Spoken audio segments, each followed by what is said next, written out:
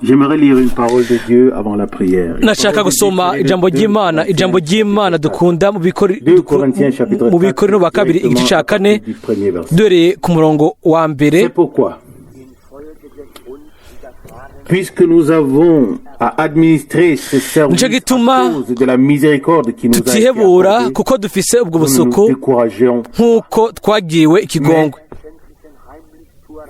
Nous avons renoncé à toute dissimulation. Twanse ibiteye isoni bikorerwa mu mpisho, ntitugenda mu bugunge, ntidufudika ijambo ry'Imana, ariko kwerekana ukuri niko twishimagirisha mu nyonga z'Imana ku mutima w'umuntu wese.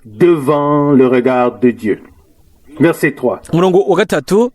Si malgré tout, ariko namba ubutumwa bwiza twahawe butwikirwa abahona, butwikirirwa abahona, nibo batizera, bamwe Imana y'iki gihe yahumye imitima, ngo umuco ntubakire ubutumwa bwiza bwa Kristo niwe shusho y'Imana. Kuko tutigisha abantu ibyacu, ariko tubigisha ibya Kristo Yesu ko ari we mwami, natwe yuko turabashumba banyu ku bwa Yesu. Umurongo wa 6. Imana imwe yavuze ngo umuco wake uvuye mu mwiza, niyo yakiye mu mitima yacu kwerekana umuco niwo kumenya ubwiza bw'Imana buri mu nyonga ha Yesu Kristo. Umurongo w'indwi. Ariko dufise ubwo butunzi mu nzavya z'ibumba, ngo ubushobozi buhebuje bube ubw'Imana butavuye kuri twebwe. Umurongo w'umunani. De tous les côtés nous sommes opprimés, dusugerezwa impande zose ariko ntidushika mu mbombane, turazazanirwa ariko ntituranduka umutima, turahamwa ariko ntiduhebwa, dukubitwa hasi ariko ntitugwaho. Umurongo w'icumi. Imisi yose tugendana mu mubiri urupfu rwa Yesu, ngo ubugingo bwa Yesu nabwo buserukire mu mibiri yacu. Umurongo wa 11. kuko twebwe abariho na ntaryo dutangwa ngo dupfe baduhora Yesu, ngo ubugingo bwa Yesu nabwo buserukire mu mubiri wacu uzopfa. Nuko rero urupfu rukorera muri twebwe, ariko ubugingo bukorera muri mwebwe. Umurongo wa 13. ariko ko dufise uwo mutima wo kwizera uboneka mu byanditswe ngo nizeye nico cyatumye mvuga, natwe nyene turizera nico gituma tuvuga natwe. Umurongo wa 14. ko tuzi yuko yazuye umwami Yesu, natwe izotuzurana na Yesu, kandi izomudushira twe namwe. Umurongo wa 15. kuko ibyo byose biba ku bwanyu, kugira ngo ubuntu bw'Imana bwongeranishwe no kugwira kw'abantu, bugwize ishimwe ngo ritere Imana icubahiro. À la gloire de Dieu. Verset 16. Umurongo wa 16. Nico gituma tutihebura, oya, ariko naho umuntu wacu wo ku rukoba ariko arabora, umuntu wacu w'imbere yama ahinduka musha uko bukeye. Umurongo wa 17. kuko amarushwa yacu ahwahutse y'aka kanya ka none yiyongeranije cyane kudushikiriza ubwiza buremeye bw'ibihe bidashira. Umurongo wa 18. natwe ntituraba kubiboneka, ariko turaba kubitaboneka, kuko ibiboneka ari iby'igihe gito, ariko ibitaboneka bikaba iby'ibihe bidashira. Gushika hano iri jambo ryera kandi ry'igiciro ry'umwami, turahaguruka kugira ngo dusenge. Nous te remercions, Seigneur. turagushimira mwami n'umutima wacu wose no kubwo uyu munsi w'ubuntu uwo waduhaye. Seigneur, nous sommes si heureux. Mwami turanezerwa cyane yuko mu buryo bushasha turi hano. Mwami turagushimira kandi kubwo ijambo ryawe ryera kandi ry'igiciro iryo twashoboye gusoma. Mwami turanagushimira kubwo indirimbo nziza izo twashoboye kuririmba. Mwami turagushimira kandi no kubana kwawe, turagushimira kuba utwegereye. Mwami waravuze yuko aho babiri canke batatu bakuraniye mu izina ryawe yuko ushaka kuba hagati muri bo. Mwami turizera yuko uri hano uyu munsi kuno mugoroba, turabigushimira ibyo. Mwami turagusaba rero mwami ngo ukure muri twebwe ibintu byose bitaguhimbaye, ibintu byose bitakuraba mwami, ugucafura kose, icyaha cyose, ibintu byose bikuzibiye byose, iminkanyari yose ubikure byose mwami, biciye ku maraso yawe yera igiciro. Mwami ushobore koza ushikire ku byo wemereye byose ku buzima bwanje n'ubuzima bwacu twese. Mwami turaje nyine nk'uko tumeze kuri umwanya n'umugoroba nawo. Mwami turagushimira kandi no kubwo ikoraniro iri inyuma yacu, kubwo umugisha wawe mu bushobozi uwo watanze. Mwami turagushimira kandi yuko wakoze ku bagwaye, ko wabakirije mwami, kubera yuko wakirije mwami. Turagushimira yuko wababohoye. Mwami mana, ni gute mbega tugutazira ngo dushire izina ryawe hejuru. Ubu rero dufise isengesho ryo gusabira. Hano hari umushiki wacu wo muri DDR asaba isengesho. Mwami turabizi yuko uratwumva mwino misi ya nyuma wakirije abagwaye. Mwami turanagusaba ubu rero ko nangwe kire korone c'Imana kubwo umushiki wacu umukoreko, umukize. Mwami uri umuganga ahambaye, uri umutabazi akomeye, ushimirwe kubw'ibyo mu izina ry'igiciro rya Yesu. Mwami uze kubana natwe kandi uze guhezagira ijambo ryawe, uze guhezagira mwene data, uze kuduhezagira twebwe abumviriza. Ubishimirwe kuri byose mu izina rya Yesu. Amen. Amen. Je suis très reconnaissant au Seigneur. Ndashimira cyane umwami kubwo ibyo yakoze.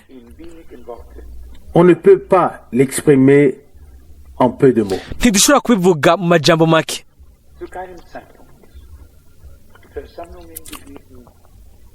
En aucun temps, nta mu gihe na kimwe il n'y a eu des réunions. Hoba harigeze kuba amakoraniro muri ayo. Les personnes sont ensuite venues aho abantu baza et ont appelé hanyuma bagahamagara pour rendre témoignage kugira ngo de ce que Dieu bashingire intahe ibyo Imana yakoreye abari hano mbere n'abandi batari hano. Et pour cela, rero kuri ibyo turashima cyane cyane.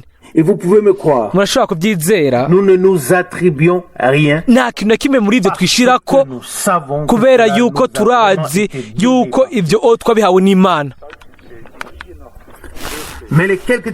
ariko intahe zimwe izo numvise hano na jewe ubwanje zankomeje mu kwizera. Nibyo mu mutima nama nkamenya ko Imana ikiri yayindi, kandi ahantu abantu babyizera uko bakagira icizere, ikiganza cyayo si kigufi kandi ishoboye gukiza. Imana ya mu by'ukuri yakoze ibihambaye kandi bikomeye ku gitigiri kimwe kimwe mu bantu, mu mpwemu, mu bugingo no mu mubiri. Hanyuma ku iherezo abo bene data bo mu Bugiriki baba hano mu Budagi guhera iminsi imikenya, sinzi ahantu kanaka mu Budagi. Hanyuma uwo mwene data yaraje, nta nkeka mwarabibonye canke bamwe muri mwebwe baba barabibonye. Yaraje hano imbere, hanyuma mu nyuma umugore wiwe n'undi mugore atizera, hanyuma azana intasho za mwene Ziropodos w'i Tesalonike. Nari hariya aheze imyaka 2 kubwo umwana wabo w'uwo mugabo yari afise igiturika ku mutwe, ntiyashobora kubagwa ikibyimba. Sinashoboye kuvuga ubutumwa ku bijyanye no gukira indwara, ariko yavuze aciye mu mwene Ziropodos, aravuga ngo mbega ngo afite icyumviro yuko ninasenga Imana yobyumva. Hanyuma avuga yemera yuko ngo ntibashobora kumubaga mu Bugiriki uwo mwana, ariko byobera mu Londres mu Bwongereza. Hanyuma abaganga ntibashobora kubikora, ariko ibyo niba byategerezwa gukoreka ngo byokorewe i Londres mu Bwongereza. Narasenze mu kwizera atakigabanije atagikuwe ko hamashira ibiganza byanje kuri uwo mwana. Hanyuma uko navuze niko nabyizeye. Hanyuma uwo mwana akiri muto umuhungu atangura kurira, aravuga ati Mwita Frank, aravuga ati umwana nacu kiri aho nyene bamujana ya Athene mu mukuru w'Ubugiriki, baramupima ubwo nyene. Muri uwo mwanya aravuga rero, aravuga ngo inyuma y'imyaka 2 rero ubu n'ubu yarakize neza, nta kibazo afise. Nawe ararira, hanyuma ashimira umwami. Imana niyo kwizigirwa. Twebwe bikwiye gusa ko tuyigira icizere n'umutima wacu wose, kandi turizera yuko iherezo rizoburesa neza n'intango. Mbega muyumvira iki? Nimba mudahagijwe no kuba muhagaze ariko mugasenga mukizera ko Imana yezagira igakiza ikabora hano, mbega mwiyumvira ko yokora iki? Nimba turi hamwe, turi imbere y'umwami, hanyuma tugakora nk'uko ijambo ryiwe rivuga, aho rero we abanye n'ijambo ryiwe kandi ategeza kuryemeza kuko bijanye neza no kuba ari ijambo ryiwe. Iyo wavyari bijanye no kuba ari jewe nawe ntitwaba dukeneye kuza hano, ariko igihe bijanye no kuba ari iby'Imana, iby'ubwiza bwayo, bw'ijambo ryayo, aho rero nta kundi kuntu babigenza kiretse kuryemeza. Iminsi yose yamye ibikora. Ico nico cifuzo canje cimbitse. Yaba ari ikintu noterera kugira ngo mfashe abandi nanje nifashe, nobikoze. Hanyuma ari icyumviro canje ko yuko atari mu majambo yacu aho kariho jewe twebwe canke abandi bazofashirizwa, ariko jewe natwe twese dufashwa gusa n'ijambo ry'Imana. Irungika ijambo ryayo igakiza, irungika ijambo ryayo igakosora, irungika ijambo ryayo hanyuma ikaryemeza mu nyuma.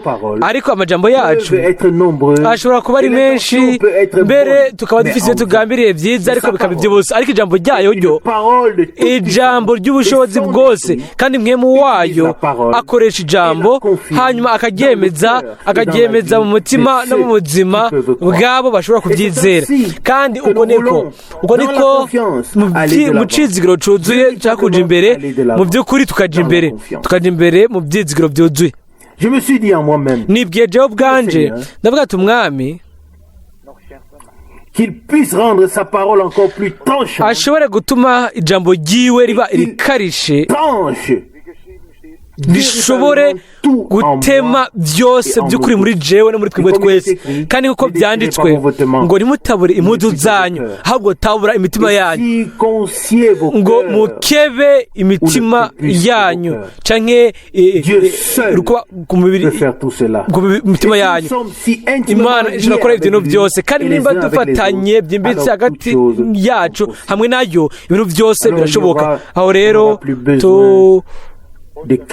ntituza dukeneye gukoma induru cyane, kuko Imana yacu si Bayali. Imana yacu ni Imana ya Aburahamu, ifise ugutwi kumva neza, ifise ukumva kwiza neza. Ntidukeneye gusemera cyane kugira ngo uwundi umuntu wese yombere yuko dushaka kuyikangura aho iyo bisinziriye. Imana yacu ntisinzira kandi ntiryama, niyicunga. Isirayeli kandi ni Imana yanje, ni Imana yawe. Turashaka kuyigira icizere n'imitima yacu yose.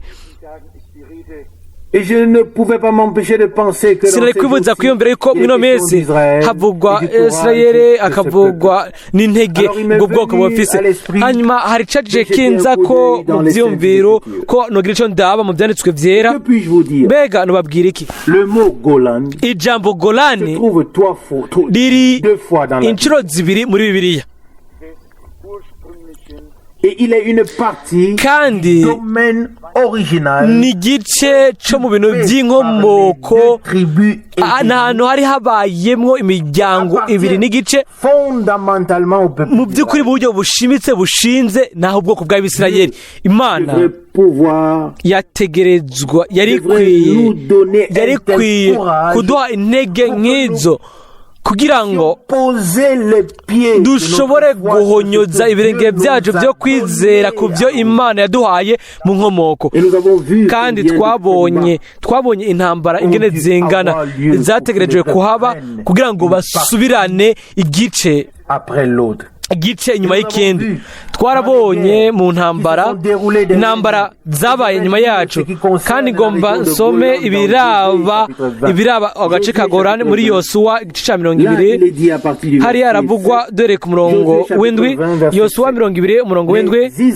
ngo nuko Abisirayeli batoranya i Kedeshi i Galilaya mu mugamba w'abana Nafutali n'i Shekemu mu mugamba w'Abefurayimu n'i Kiriyati Araba ariho Heburoni mu mugamba w'Abayuda ngo bagira aho guhungira kandi hakurya ya Yorodani iburasirazuba bw'i Yeriko batoranya y'ibeseri mu bugaragwa bwo mu kiyaga mu kiyaya mu bw'umuryango w'Abareyubeni ni Ramoti Gileyadi mu bw'umuryango w'Abagadi ni Golani Ibashani mu bw'umuryango w'Abamanase iyi miryango ibiri n'igice Abanyerubeni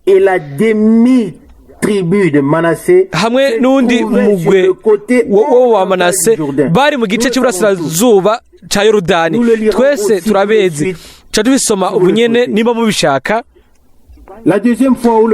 inshuro rya kabiri aho ijambo Golani rivugwa ni muri Yosuwa 21 ahavugwa ano dore ku murongo wa 27 Yosuwa 21 umurongo wa 27 Abagerushoni bo mu nzu y'Abalewi ku by'igihimba cy'umuryango wa Manase babaha Golani Ibashani niyumviriye yuko mu kubona ibi bintu biba kimwe inyuma y'ikindi atagutinya novuga ko nk'uko Yosuwa byari bimeze mu gihe ciwe hamwe na Kalebu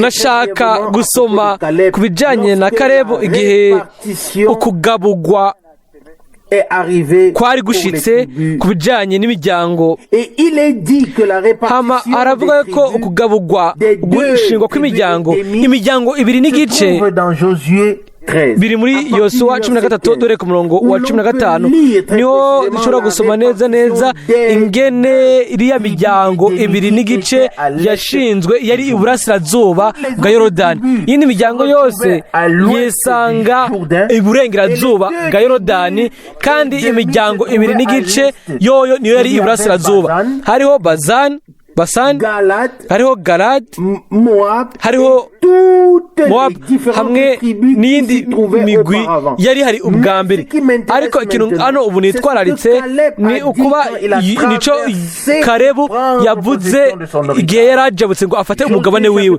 muri Yosuwa 14 umurongo wa 6 Yosuwa 14 umurongo wa 6 maze Abayuda baza kuri Yosuwa Gilugari na Kalebu mwene Yefune umukenizi Caleb le Kénicien, dit à Josué. Kalebu mwene umukenezi aramubarira ati urazi ibyo uraho yatuvuze ko twe nawe akabibwira Mose umuntu w'Imana turi Kadeshi Baruneya ku murongo w'indwi nari maze imyaka 40 igihe Mose umusabyi uraho yanuma ngo mve i Kadeshi Baruneya nje gutata igihugu ngarutse nkamubarira inkuru ntacishije iruhande nkamubwira ibyari ku mutima mu by'ukuri. Ibi ngaha hari ibintu biri aha twahagarara gato. Iri ni ijambo ry'ubwiza cyane. Wewe yavuze ibintu nyine nk'uko abyumvira ku mutima. Murazi nyine yumvira ku mutima wiwe nindabizi inshuro yari yuzuye ukwizera yiyumvira nk'uko bihuje n'isezerano akabyumvira mu kwizera. Wenyine ubwo yari yumvira akavuga ko Imana irashoboye gusohoza isezerano ryayo. Amen. Hanyuma twabisomye mu ijambo ritanguza ko ntidukwiye kuraba mu bintu bibonekana kuko ni iby'igihe gito, ariko dutegerezwa kuraba ku bitaboneka. Nibyo ibintu bitaboneka aribyo bihoraho. Hanyuma mu mutima w'uno umugabo Kalebu, isezerano ry'Imana ryari ryimbitse rishimitse ku buryo bw'uko ibyumviro byiwe byaguma bizuruka ku isezerano ry'Imana. Nta kindi kintu cyari gifise ikibanza mu mutima wiwe. Aho rero ni n'umutima we wose mu kwizera niho yavuze ibyo bintu yashikirije. Rabare ingene Imana yamuhembye. Imana yaramuhembye. Imana yaduhemba niba twizera n'umutima wacu wose ibyo Imana yatubwiye. Isaha yo guhembwa kwacu izoshika 100%. Atari gusa mu uwo mwanya gusa, ahubwo biza ubunyene, turahembwa ubunyene kandi izonaza uyu munsi nejo kandi n'ibihe byose gushika kwerezo biraza bikaza niba twizera n'imitima yacu yose ibyo Imana yavuze.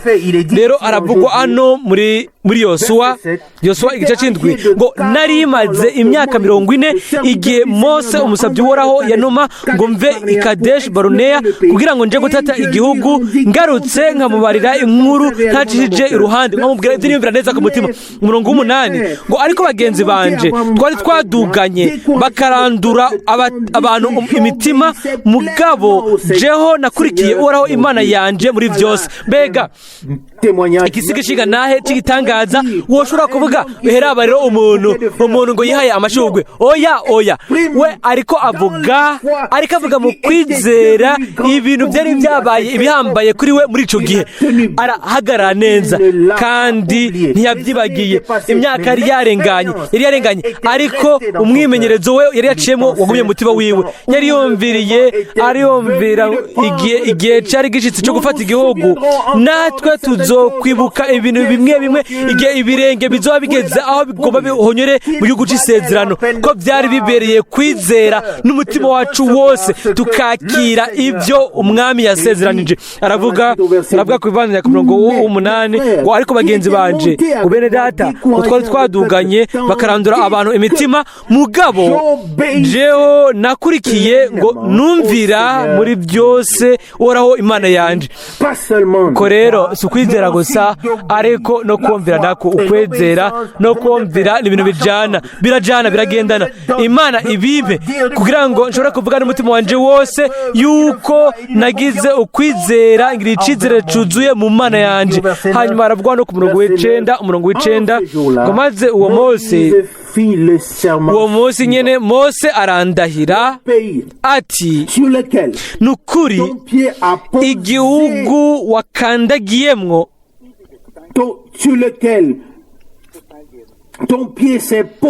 igihugu wakandagiyemwo kizoba ishamvu yawe n'iy'abana bawe gushiza ibihe byose, kuko wakurikiye uhoraho Imana yanje muri byose. Nawe ubwiwe yavuga ukumvira. Mose yaravuze ngo kubera yuko wabaye uwumvira uhoraho Imana yanje ntiyari gukora ibirenga ibyo yakoze. Ni kuvuga mu buryo bwuzuye yabaye uwumvira Imana, kandi Imana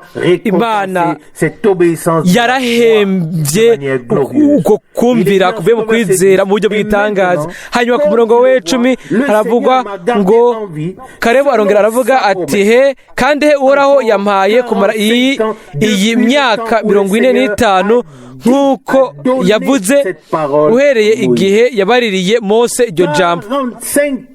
Imyaka 45 yaraziganijwe bari mu buzima guhera umunsi aho imana yatanze iryo jambo ari hamusi.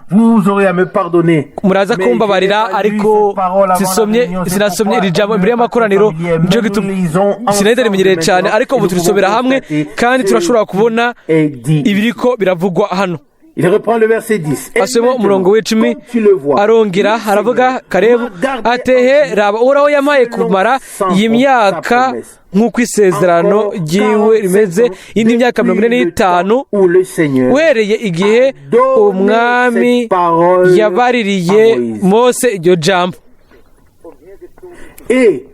Pendant que les Israélites étaient errants dans les déserts, Abisirayeli bagatangura kuyerera mu bugaragwa, ainsi j'ai maintenant nonehe raba uyu munsi maze imyaka 85 kandi n'uyu munsi ndacafise inkomezi nk'uko nari ndazifise kuri wa munsi Mose yanuma.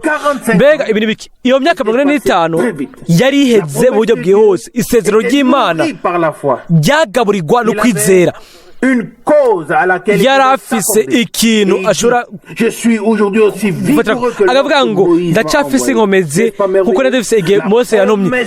Mbega ibisi by'igitangaza, isezerano ry'Imana riragutwara rikagukomeza rikaguhagurutsa rikagutwara hejuru y'ibintu. Amen. Ayo n'amajambo y'ubwiza niyo dushobora gusoma hano. Umurongo wa 11 arasubiramo akavuga ngo kandi n'uyo Mose ndacafise inkomezi kuko ndazifise kuri wa munsi Mose yanuma. Uko inkomezi zanje zari ziri ico gihe ngitabara mu rugamba ngatabaruka, n'ubu niko zikiri. Birahagije.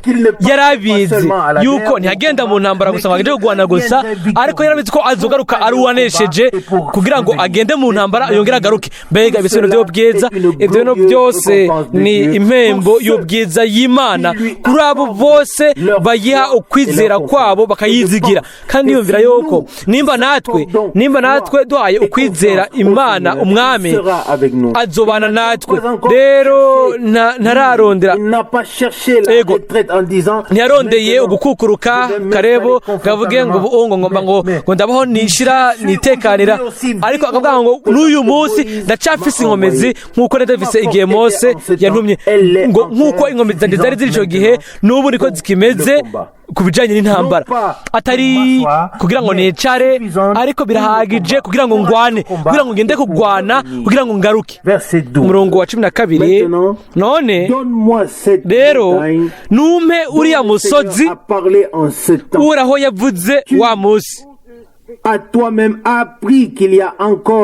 Ico gihe wumvise ko hariho Abanaki kandi ko bahafise ibisagara binini binini bizitijwe inzitiro z'amabuye. Kumbure uraho azoba kumwe nanje ndabaneshe nk'uko yambariye.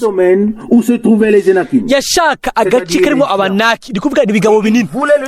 Yashaka igice hariho ibisagara bizitijwe amabuye. Yashaka kuja mu ntambara. Ikintu cy'ubwiza, ijambo ry'ubwiza ni naye y'ubwiza y'umuntu uwizeye Imana. Mbega intaye yawe niyihe? Intaye yanje niyihe? Mbega twarizeye Imana. Ntiyashatse gufata inzira irimwo abagwana byo kugwanwa bikenya.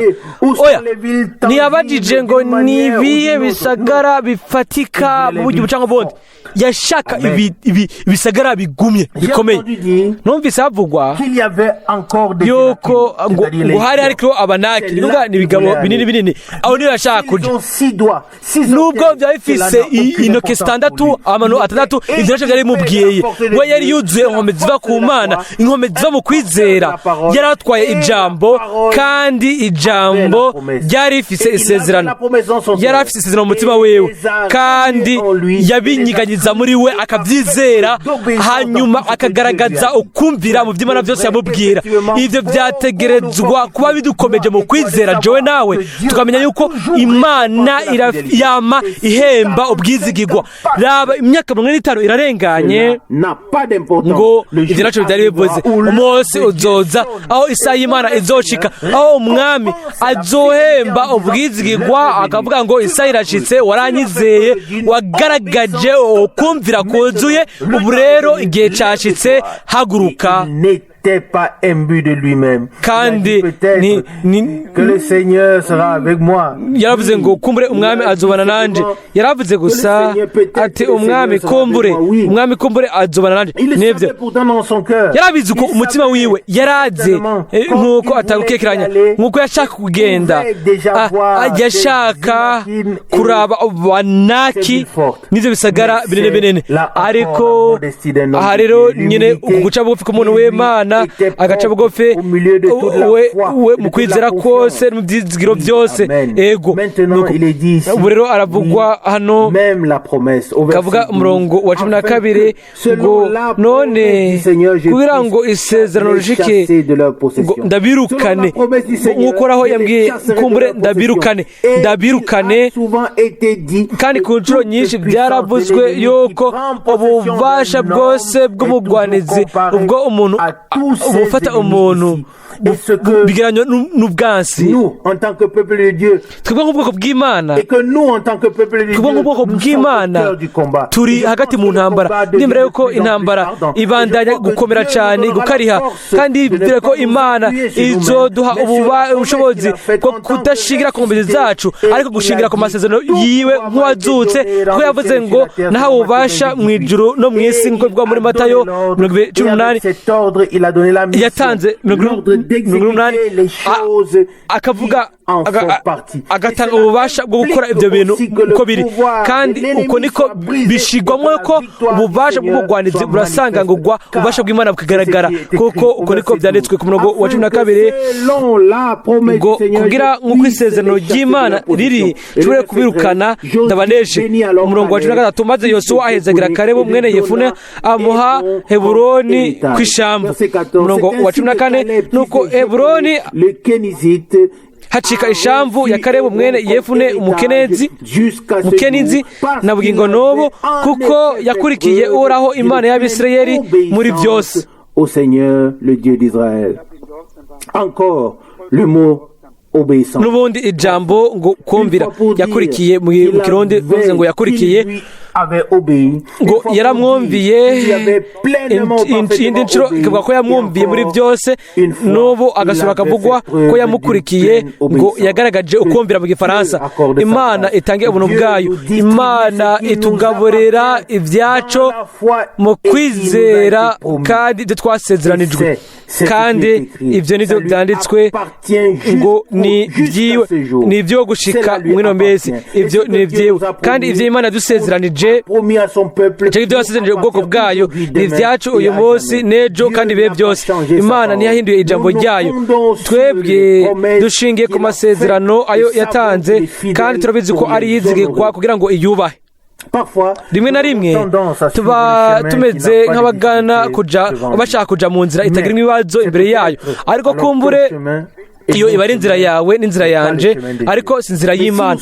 Ariko niba twiteguriye kujana inzira y'umwami, aho rero dutegereza kuba twiteguye kujana tugwana intambara uko zije. Kandi mu kibanza kimwe muri Dr. Branham aravuga yuko ngo afise ibikomere, inkovu z'intambara, ariko ngo aragwana gushika aho yanesheje umwansi. Kandi niko kwizera kwacu, kandi nibyo byizigiro byacu. Murabizi yuko intambara yacu siba kugwana twebwe hagati yacu we ku bandi. Umuntu atahora yuko intambara yacu atari kugwana bamwe ku bandi. Umuntu yizera yuko intambara yacu ari kugwana hagati yacu, nta kare kumwe yatahuye, nigeze anatahura yuko umugwanizi ari muri byo. Intambara yacu ni kugwanya ubushobozi bw'umwijima, intambara zacu ni kugwanya umugwanizi atari kugwanya umuntu, atari kugwanya mwene data, ariko kugwanya neza, tukagwana intambara yo kwizera, tugafata inkota ya mwemu. Kandi twabonye yuko ahantu hose biba mu kwizera, biba bikwiye kugira ibintu byo kwihata no kwigira umuntu akomeye, ariko bihagije kugira ukwizera hanyuma bikaba bigashika. Dufise ukwizera mu gikorwa cyarangiye ku giti Karuvari biciye kuri Yesu Kristo umwami wacu. Mbega ni kangahe twabyumvise ku mabandi ngo Si je pouvais guérir, yaba nokijije nobikoze. mais il dit, ariko aravuga ngo si shobora gukora ibyo Imana yamaze gukora. Aravuga ngo ugukira kw'indwara byamaze kuba ku musaraba i Karuvali. Igihe Yesu yajanjagugwa, igihe yakubitwa, igihe yajanjagugwa, aho niho twakirijwe mu mishago yiwe, niho twacunguriwe n'ibikomere byiwe n'amaraso yiwe. Nous avons constaté en résumé aha twarabye, aha twabonye turabona mu ncamake ko no kwizera amasezerano, icizigiro no kumvira. Nivyo birakwiye cyane ko dufata ibi bintu tukabishira ku mutima, tukabigumya mu bwenge bwacu, hanyuma tukagendera mu izi ntambwe nyene kubwo buntu, mu kumvira, mu kugirira icizere n'imitima yacu yose Imana nzima. Hanyuma igihe tuba twiteguye kwinjira mu bintu ivy'Imana yadusezeranije, aho rero kumbure dushobora kuvuga ngo inkomezi zacu uyu munsi zimeze nk'uko zari zimeze igihe twatangura kugenda, kuko ibintu bimwe bizohinduka, ibintu bimwe bizoba bitandukanye, kuko igihe Imana ubwayo izomanuka amasezerano yayo agashika, jewe nawe ntituzoba dukeneye kwidogera intege nke na zimwe. Tuzohimbaza gusa Imana yuko yatuzigarije mu bushobozi bwayo n'umuntu bwayo, kugira ngo meze iri jambo iryo twumvise mu by'intangamarara. Imana niyizigirwa cyane, iracavuga kandi iracavuga, kandi ijambo ryayo riradukorako gusa. Ni nta kundi kuntu twobigenza kiretse kunezerwa tukabishira ku mutima. Niyumviriye kuri iryo jambo ryo mu Bikorino ba kabiri igice cya 4 umurongo wa 6 ngo Imana imwe yavuze ngo umuco wake uvuye mu mwiza niyo yakiye mu mitima yacu kugira ngo yerekane umuco niwo kumenya ubwiza bw'Imana buri mu nyonga ha Yesu Kristo. Iyo Mana nyene yategetse ngo umuco ubeho. Iyo Mana niyo yamaze gutegeka ibintu byose. Turabizi yuko igihe umwami Yesu yari hano ku isi yarategetse, hanyuma ibintu byarashitse ngaho. Yaravuze ibwira umugwayi imibembe ati humanuka, arahumanuka. Kugwaye iramubwira ngo kira, hanyuma yarakize. Misi yose byari bijanye no gutegeka, byari ijambo ry'ubushobozi bw'Imana yacu. Hanyuma igihe tuvuga ijambo ryayo, igihe tuvuga ijambo ryayo mu izina ryayo, rigwa ari ijambo ryayo, kandi dutegereza kuguma tubyibuka. Kandi nivyo abagwaye bose, imwe mu mbi zose z'umugwaneza zitegereza guca bugufi imbere y'ijambo ry'Imana. niba twizera twamaze kunesha, nabo bamaze gutakaza. Ukwizera konyene byose biba biri ngaho, ariko ukwizera kuraza kukabifata. Byose biba biri ngaho, ukwizera kuraza kukabifata. Kandi turizera n'umutima wacu yose n'ubugingo bwacu bwose, tugashobora kuvuga nka Kaleb yuko twagaragaje ukumvira kuzuye ku Mana nk'uko bihuje n'amasezerano ayo yatanze, kandi ibyo bishobore kuvugwa bivuzwe kandi natwe. Ndibaza yuko nukumvira ugushira ibiganza ku bagwayi, ni ukumvira par rapport à la parole de Dieu, bihuje n'ijambo ry'Imana, kuko biranditswe ngo bazorambika ibiganza ku bagwaye, abagwaye bazokira. Mariko 16:18. Ibintu byamaze gukoreka, bikwiye gusa ko tubikorera mu kwezera, hanyuma tugashimira Imana yuko yabikoze. Imana yategetse ngo umuco ni wake mu mwijima. Iyo Mana nyene niyo yamaze gukora ibintu byose bizoba biri ngaho ku bwacu. Abo ibyo bintu babiteguriwe na Golgota ku bwanje no ku bwawe, kandi twebwe dukeneye kubyungukiramwo gusa. Kandi igihe avuga uyu munsi hari ikintu kiba, ndizera yuko aratuvugisha bice ku jambo ryiwe, kandi twamaze kubyumva. Rimwe na rimwe turumva, hanyuma muri kahise inshuro nyinshi twakunze kwitega yuko umwami atuvugisha kandi yamaze kutuvugisha, ariko guhera ubu inyuma y'ijambo ry'umwami ntituba tuciteze ikintu kimwe kiretse nta kindi tuba twiteze yuko umwami avuga. Guhera uyu munsi inyuma y'ijambo ry'umwami tuba turindiriye igikorwa cy'Imana, ukwemeza ijambo ryayo, kandi tuzoshishikara imbere y'inyonga zayo, atari yuko ivuga kandi kabiri inshuro zitatu. Oya, niba ivuze rimwe biba ari byinshi kandi biba ari byinshi. Rero ibirindiriye yuko twakira mu kwizera kugira ngo ishobore gukora.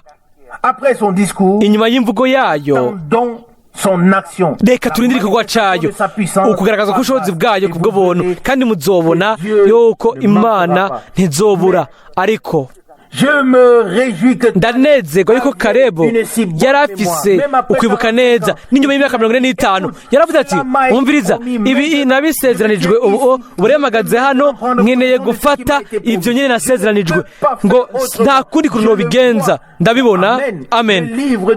Igitabo cya Yosuwa, muri Branham yakoze kubivuga ngo igitabo cya Yosuwa ni ikigereranyo c'ishengero rya kino gihe, kandi ishengero ritegerezwa gufata ibyo byasezeranijwe kuko byaremeze mu gihe cyo gusohoka, niko bitegerezwa gufata ibintu byose Imana yasezeranije.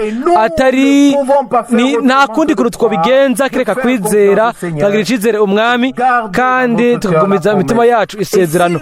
Kandi nimba aduhaye ubuntu bwo kuba abumvira, amen, nimba twoshobora kuvuga yuko twamwumviye mu buryo bwuzuye, ibyo byategerezwa kuba ari ikintu gihambaye. Sindabizi nimba hoba hariho umuntu uwo byoba byarabwiwe mu buryo bwumvikana uko bimeze, ariko Imana yarabivuze, kandi ni mu yihe mvugo. Igihe isezerano ryasoza, hanyuma igihugu kikagabugwa, umuntu wese agategereza kwinjira mu byo Imana yari yamugeneye. ubu turiko dusobanura ubutumwa, ndiyumvira ubutumwa ngo ntibarandura uruburo hamwe n'urwamfu. hariko havugwa ibijanye n'abaragwa, aho niho bategereza gufata ishamvu yabo y'iragi. buri muryango wose uri aho ufise ikibanza, umwe wese muri twebwe twese yategereza kubona ikibanza cyo mu bwami bw'Imana, akavuga ati mwami, amasezerano ayo watanze ndayatwaye igihe kirekire mu mutima wanje, nabaye uwumvira mu bintu igihe cyose nari ndabizi ko ndabishoboye, ariko ubu rero ndi hano kugira ngo mfate mu kwizera, dufate iyo shambo mu kwizera ibyo wasezeranije, kandi muzobona amazina y'Imana agumaho, ntigera anyiganyiga. Yesu ava amaraso yashize ikimenyetso ku byo yavuze mu ijambo ryayo. Ijuru n'isi byosha, imisozi n'uturambi bikavaho bikagenda, ariko uwizera azobona, kandi uwizera azobona, azoronka. urondera we yamaze kubona. Kandi uko niko ibintu bimeze n'isukonde. Ndiyumvira yuko dufise impamvu zose, dufise icyo tuba cyose cyo duhicizere cuzuye umwami. Ninde atomwizera inyuma yo kumva ibintu nk'ibiraho, inyigisho y'ubuntu bw'Imana ku majambo yayo? Reka tubyizera mu buryo bwuzuye, hanyuma tuyishimire n'imitima yacu yose, kandi azobikora. Mbega murashobora kwizera Imana, kwizigira Imana. Ibintu byose byibagiwe, Imana ntiyibagira, kandi n'abatwaye amasezerano yiwe ntabibagira. Sindabizi icyo abandi 10 biyumvira, ariko Kalebu we yiyumvira ibyo neza yabonye. Rero tuje mu gihugu, Mose aramubwira ngo kubera yuko Imana yagusezeranije kandi yakugeneye ibyo, kuko warayumviye byuzuye, uyizera n'umutima wawe wose. Natwe reka twizere n'imitima yacu yose, tube abumvira dufashijwe n'Imana tuzobona yuko tuzohonyoza ikirenge cyacu mu gihugu icyo kumbure n'ubu tutari bwemererwe, ariko ibisagara byose bikomejwe bizotembagara. Yesu n'uwanesheje aradufise, niwe nyen'ingabo, niwe mukuru w'ingabo. Reka tumukurikire. Jewe nawe tuzoba abanesha kubwo buntu. Hahimbazwe izina ryiwe ry'ubwiza. Amen. Turahaguruka kugira ngo dusenge. Data uri mu ijuru, turagushimira imitima yacu yose rw'ijambo ryawe rigira ry'igiciro iryo twabwiwe uyu munsi. Mwami, turashaka yuko usohoza amasezerano yawe. Ibintu byose wari wafatiye Kalebu n'uyu munsi uracabifise Mwami, kandi wa ubwoko bwawe ubutunzi biva kuri byo. Mwami, turagushimira, uha ishengero ryawe ibyo bemerewe mw'ino minsi, nubura ikintu na kimwe Mwami, kandi natwe twizeye mw'ino minsi ya nyuma ingene wakoze mu buryo bukomeye. Kubw'ibyo duhimbaza izina ryawe ry'igitangaza, kandi turaguhimbaza wewe, kandi wowe gusa Mwami. Wewe uratanguye gusa, kandi uzonakora, kandi izina ryawe ryera rihimbazwe kandi rishigwe hejuru. Kubw'ibyo Mwami, nitureka ngo tuzimizwe n'amajambo abantu bavuga, ariko turaba hejuru, tukaraba wewe Imana nzima, kuko ni wewe hava ubutabazi bwacu, kandi n'imitima yacu, kandi n'imwemu zacu byose bihindukira ku byo wavuze Mwami. Icyubahiro n'ubwiza no gushimwa bibe ibyawe mu izina ry'igiciro rya Yesu. Amen.